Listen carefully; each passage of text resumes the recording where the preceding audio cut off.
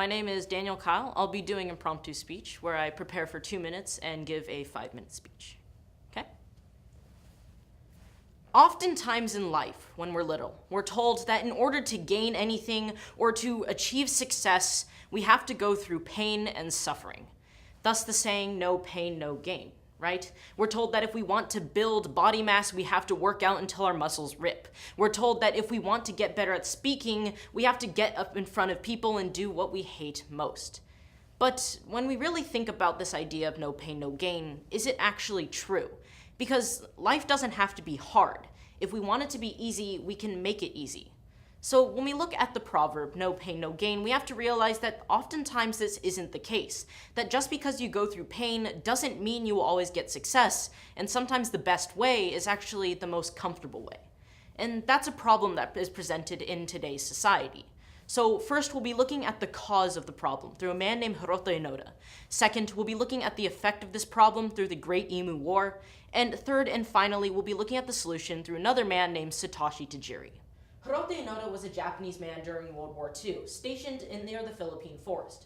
Right before the bombs dropped in Hiroshima and Nagasaki, he fled into that forest and stayed there. Not for a day, not for 2 days, maybe a week, a month. He stayed there for a total of 25 years, all because he refused to believe that Japan had lost the war. You see, Hiroto Inoda was a very loyal soldier, just like most Japanese soldiers at the time, and he felt that in order to be loyal to his country, he had to go through the pain of living in a forest for 25 years, and even eating his own comrades and shooting a lot of people. Now, Hiroto Inoda didn't have to go through that pain to prove he was loyal. Just by him serving his country, he already proved that. But because he believed that there could be no gain without pain, he put himself through 25 grueling years in a forest where he had to murder people and even eat them. With this, we can see that the problem starts with the belief that we think we have to go through suffering before we can gain any form of success. Second, let's see what that pain and suffering does to us with the effect when we look at the Great Emu War. Now, you heard that right, the Great Emu War, as in the flightless bird from Australia. After World War II, when veterans were granted land out to build their homes, they found that there were a lot of emus on that land. So they told the Australian government that they wanted to remove those emus. And so they tried. They took a guy with a machine gun and told him to just shoot a couple shots at the emus and have them run away. Well, it didn't work. In fact, the emus went around the bullets and killed the man. Thus, the Great Emu War started, where Australia officially declared war against a species of flightless birds. Well, the war raged on, and it looked like Australia, was going to lose, and guess what? They did. And eventually, they surrendered to the emus and declared that they had lost the Great Emu War, just because they believed that they had to go to a war with this flightless bird in order to achieve the success of getting back their land. If the Australian government had just realized that there could be gain and success without the pain of losing hundreds of their own soldiers to flightless birds, they could have been more successful and actually gotten more land to move their soldiers to. But third and finally, let's realize how successful we can be without even suffering any pain in the solution, looking at Satoshi Tajiri. Satoshi Tajiri is another Japanese man, and you probably don't know him by name, and that's for good reason. He's often uncredited in the work he gave to the gaming community. But Satoshi Tajiri was the founder and creator of Pokemon and the Game Freak company. Satoshi Tajiri was a bug collector. He'd go outside, collect bugs, and then he had an idea. What if he took those bugs, drew them on cards, gave them attack, gave them HP, and made them fight each other? And he proposed this idea to video game companies, and they immediately turned him down. They said that you will be useless, this game is stupid, it doesn't match any of the formulas that we currently use. But instead of him beating himself up and going through the pain and suffering that most people would think you'd have to go through, he just dusted them off and said, okay, who cares? And he created his own gaming company to publish the game he thought was going to be a great idea. And guess what? It was. It's still continuing today and has become a part of Nintendo and one of their biggest franchises. But because Satoshi Tajiri realized that there could be gain without pain, he actually had the most success out of any of the three people I've presented today. So when we look at the proverb of no pain, no gain, we have to realize that there can be gain without pain. We don't have to hurt ourselves or beat ourselves up if we want to actually be successful. In fact, oftentimes in life, we can be successful without getting hurt in the first place. And while yes, there will be pain, and while yes, there will be suffering, we must realize that that's not always the case. First, we looked at the cause, the cause, and we saw how Hirota Inoda wanted to remain loyal, and he thought that he had to go through that suffering in order to get that. Second, we looked at the effect in the Great Emu War, seeing as you could maybe lose hundreds of your own soldiers to a flightless bird if you believe in this proverb. And third and finally, the solution. We looked at how Satoshi Tajiri was successful even without going through a lot of pain. So what I ask you to do today is that if you're suffering from something, or if you think that you're going to have to suffer, remember that you don't. That there's ways of doing things without having to get pain, or without being hurt.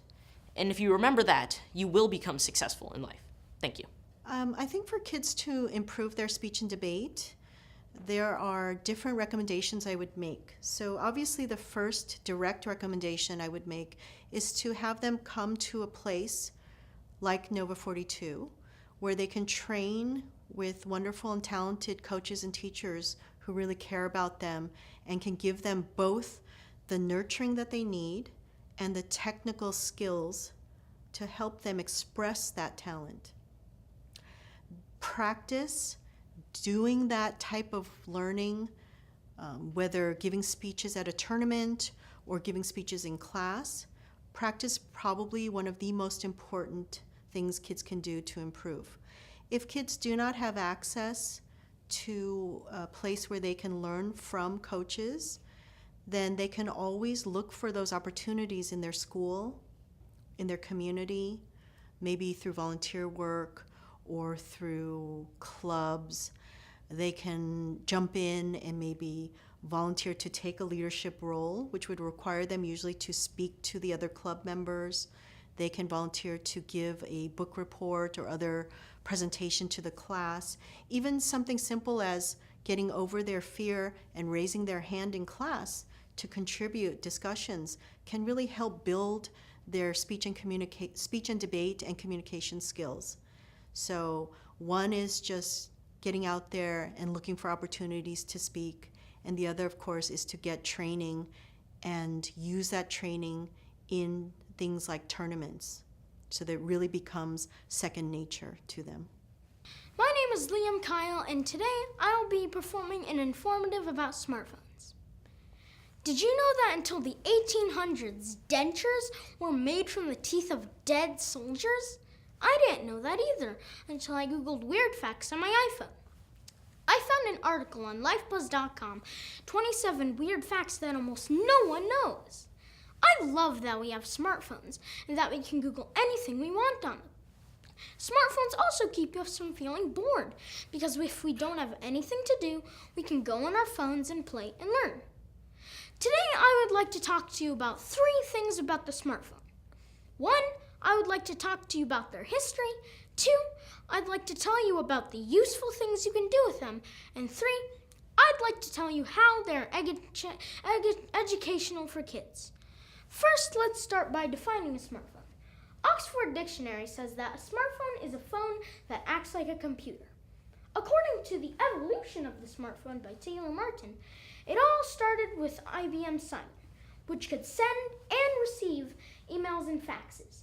It cost $899 back in 1992. Then Nokia made a phone that could open with a little keyboard attached for typing. Then the BlackBerry phone was invented, which also allowed people to send emails on the phone. But in 2007, the iPhone changed everything. You could now use your finger to touch the phone screen, and everything looked better and was so much easier to use. The iPhone changed the whole world of smartphones. Second, there are so many useful things you can do on a smartphone. You can play a game, watch a video, learn a skill, or even learn weird facts. Like here's another weird fact. Did you know that it rains pieces of metal on Venus? Smartphones also can bring people together. Do you guys know Pokemon Go? It's a game where you walk around the city and you have to catch Pokemon. It is a really fun family thing to make everyone feel included. Like my family would go eat dinner in Monrovia and then walk around the town catching Pokemon together.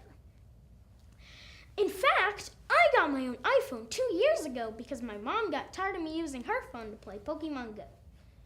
Third, smartphones can also be educational for kids. I can go on apps like WordWizzle and learn how to spell many words. For example, Whizzle is WHIZZLE.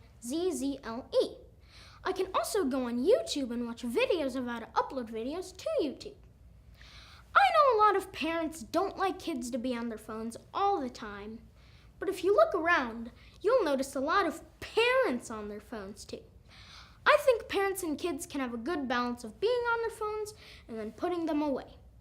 So next time you're on your phone, Google for yourself why smartphones are useful. Here's a final weird fact I learned on my smartphone. Did you know that the female lion does 90% of all the hunting for other lions? It should be queen of the jungle. Just remember, with smartphones, a world of knowledge is literally at our fingertips. Just make sure you charge your battery fully. I think our coaches are some of the best out there, and I say that because our coaches currently really care. And I think that's probably the most important skill that a coach can have, is to truly and sincerely care about who it is that you're coaching. It doesn't matter what age. Both my wife and I coach all the way from first grade all the way to adults, helping them with their business and their success. But we look at that as a really important and really something that we have to show a lot of responsibility for, because to care means that you're invested, means that you're giving up your life. You're saying that I'm going to help somebody else. And when we look at a kid and we see a shy kid who doesn't have that ability to get in front of a group of people, then we understand that that kid is not going to be able to make the impact that they want to. They won't be able to use their voice to make changes. So it's our job to make them feel comfortable. It makes them feel safe. And that care is what truly brings out that ability to communicate. Communication is easy.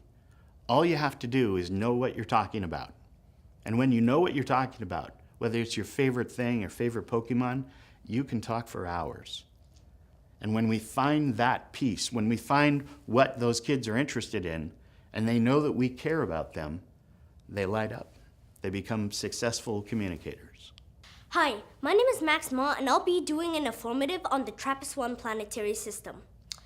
Tornadoes, earthquakes, lava bombs dropping from the sky. What do we have next that'll destroy Earth? How long can we even survive here? What if we could start all over again on a new planet? It's no longer science fiction, but a very possible reality in our future. A new star system has been discovered called TRAPPIST-1. This place is miraculous because it's one of those places where life is possible. So let's board our spaceships and learn more about the TRAPPIST-1 planetary system by exploring 3 areas of discovery. 1, what it is. 2, how it's important to science. And 3, how it could provide a viable alternative to Earth. First, let's strap in for an interstellar journey. So you may be asking yourself, what is the TRAPPIST-1 planetary system? Well, in 2017, researchers discovered a dwarf star 39 light years away that had 7 planets orbiting around it. According to George Dvorsky's article on Gizmodo.com, TRAPPIST-1 star system contains 2 potentially habitable exoplanets, new study suggests. TRAPPIST-1 contains 7 planets roughly the size of Earth that orbit a star less than half the temperature of the sun. These planets were designated by their order of discovery and named letters of the alphabet. For example, let's talk about planets B and C first. Now, you might complain that LA is hot, but TRAPPIST-1b is completely covered in lava oceans. C is also very hot. D is very light compared to Earth, which is 9 times denser than it. Then E, well, it just looks like an eyeball. Planet F has 0.853 gravities of Earth. Planet G is the largest planet in the system at 1.15 times the size of Earth, and planet H is the coldest at -155 degrees. Second, let's look at why scientists are actually floating for joy. According to Michelle Starr in ScienceAlert.com's article, new data shows TRAPPIST-1 planets are more hospitable than we ever thought. TRAPPIST-1 was discovered 1 year ago and hailed as our sister solar system. What's even more remarkable is that some of the planets are potentially quite livable. According to Michelle Starr, a research team for the Hubble Space Telescope looked at 4 of the planets and their atmospheres. Turns out, the planets studied didn't have atmospheres that were puffy or hydrogen-rich. This is important, according to Starr, because too much hydrogen suffocates planets and just discourages life. Also, according to Starr, further research will be to find gases such as carbon dioxide, water, oxygen, and methane, which will mean that the planet is more habitable. Geez, just thinking about all these possibilities is enough for scientists to just throw a pizza party. Third, let's make a safe landing into the final frontier. Let's be real. The Earth is not permanent. The way we currently treat the Earth is akin to the way we treat a cockroach. The planet is filled with trash that's unable to be recycled. Global warming is also an issue. Even if we do preserve our planet perfectly, the sun will fail. But TRAPPIST-1 gives us hope. The star is a red dwarf that can live up to 10 trillion years, and the planet seems similar to ours, especially the ones in the Goldilocks zone, which are neither too far nor too close from their parent star. Space could bring us to our new home sooner than we think. Today we have explored the TRAPPIST-1 planetary system. We've learned what the system contains, and most importantly, we've learned that some of the planets in it are livable and may one day be a new home to us. So, as we refuel and set out again to further explore space, let us continue to work hard to explore new possibilities for life in our universe. Thank you. As we've developed Nova 42, we're almost 6.5 years old now. We look to the future of how we can actually add more of the training in the real world. In other words, we don't look at education as learning facts. We look at education as learning how to think and how to apply those facts. And in doing that, we've gotten kids excited about their future. So we decided that we would create our own high school. And it got so popular in the thought and the concept that we're now offering middle school as well. So in partnership with Arizona State University, we offer a blended education that allows students to learn those life skills, at the same time learning the basics and the hardcore academics that we don't see in a lot of these private schools. We also infuse into our curriculum speech and debate, because we realize that the foundation, the core of all of the most successful leaders is communication, is that ability to actually talk about an idea, share an idea, inspire somebody with an idea, or motivate. We realize that the only way to get a loan from a bank is to persuade them. To attract the best employees, we must be persuasive. So we've created a school that focuses on those skills. And in doing so, we've created kind of a rift. We've kind of created something that's special and unique out there. As far as we know, we are the only speech and debate focused high school in the world.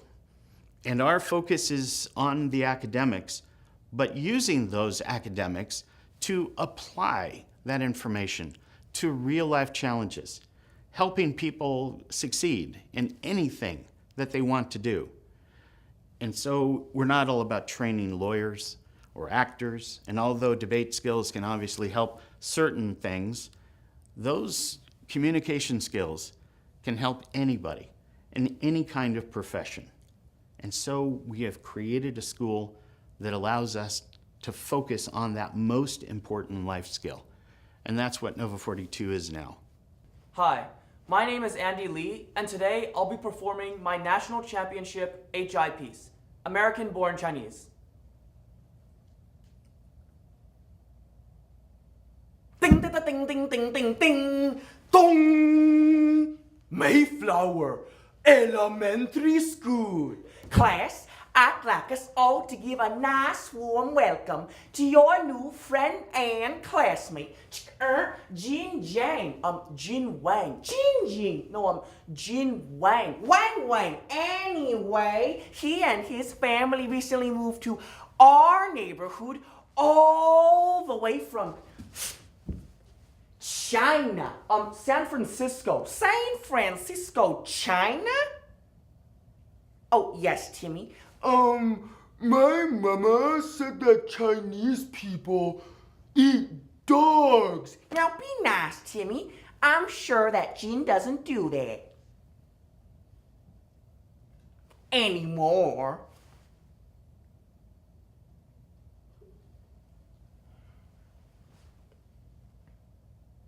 F-O-B. To many of us Asian Americans, those letters aren't just letters. They're racist shorthand. F-O-B, fresh off the boat, dude. Just because my hair looks like a bowl sometimes does not mean I wasn't born here. And this windswept look is from a plane, not a boat.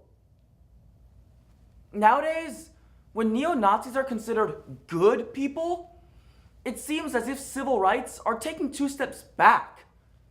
In American-born Chinese, we see the story of Jin, an American-born Chinese boy, and how he learns to eradicate the pain of society's racism by first eliminating his own self-racism and self-hatred. American-born Chinese by Jin Lun Yang. About 3 months later, I made my first friend at Mayflower Elementary, Wei Chun's son. Class, I'd like us all to give another warm welcome to your new friend and classmate, Wei Chang Sang. Wei Chun's son. Ching Chong Chong. Wei Chun's son. Wang. Anyway, he and his family recently moved to our neighborhood all the way from China, Taiwan, China. During lunch that day, he approached me. 对不起，可是你是中国人吧？ You're in America. Speak English. You Chinese person? We be friend? I have enough friends.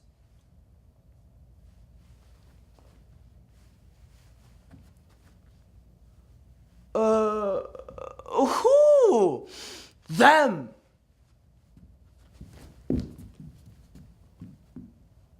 Oh.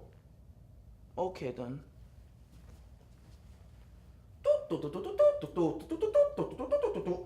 What's that? It's toy robot. My father gave it to me before I leave as goodbye present. It changed to monkey. See?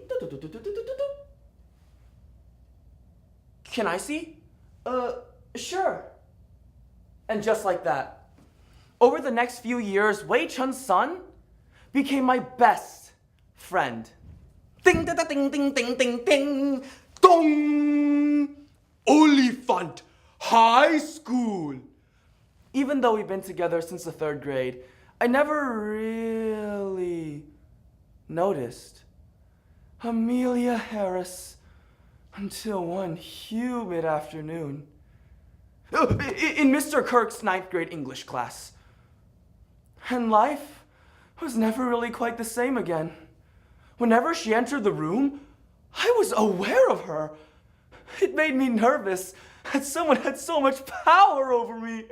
Haha, Jean laugh girl. What? No. So what? In Taiwan, if guy like girl before 18, everybody laugh at him. Jean laugh girl, Jean laugh girl. This isn't Taiwan, you doof. Stop being such an FOB.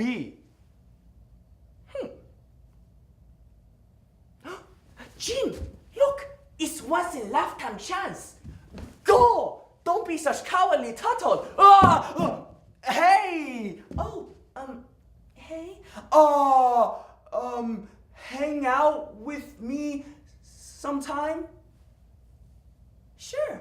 Wait, does that mean you'd be up for catching a movie with me on Saturday? Yeah. And that yeah kept me warm for the rest of the night. Son, I have some exciting news. Guess who's coming to visit? What? Who? Your cousin, Chinky. Hello, America! The next day in class. All right, class. Come on now. Look alive. All right, then. Let's try this one more time. The 3 branches of our American government are, anyone? Oh, Chinky know this one! Put your hand down. The judicial, executive, the legislative. Very good, Chinky. Very good indeed.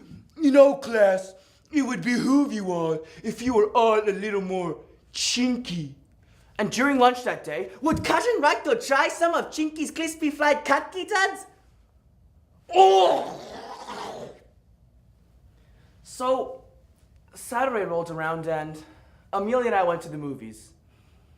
I couldn't tell you the plot, the actors' names, or even the title. But it was the best movie I ever saw. Hey, you want to grab milkshakes? Milkshakes? Yum! Oh, hey, Greg. Hey, Jin. Hey, Amelia? Jin. Could I ask you a favor? Could you not ask Amelia out again? What? You like her? What? No.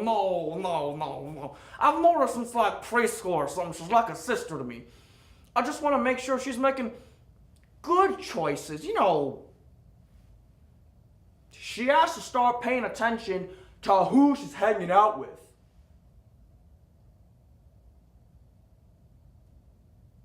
Oh, come on, man. That sounded way harsher than I meant it to. I'm just not sure if you're right for her, that's all. So could you do me the favor? I guess. Thanks, man. Appreciate it.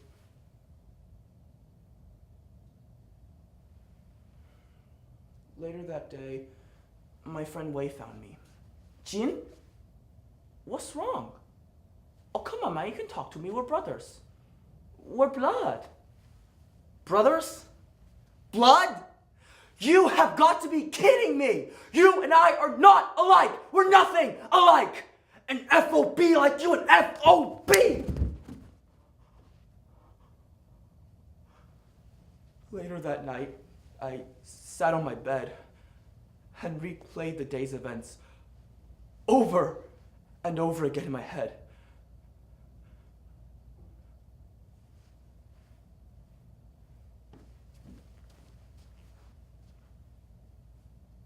She bang, yeah, baby. Oh, she moved. What? Cassie. Ow, Cassie. I want you to pack your bags and go back to wherever you came from. No, Cassie, no. Chinky visit no over. Chinky stay. Go away. Chinky stay. Hoya.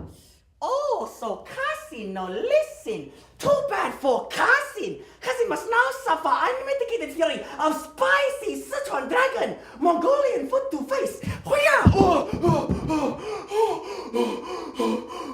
Chinky tried to warn Cassie. Cassie no listen. Too bad for Cassie. Chinky stay forever. Forever?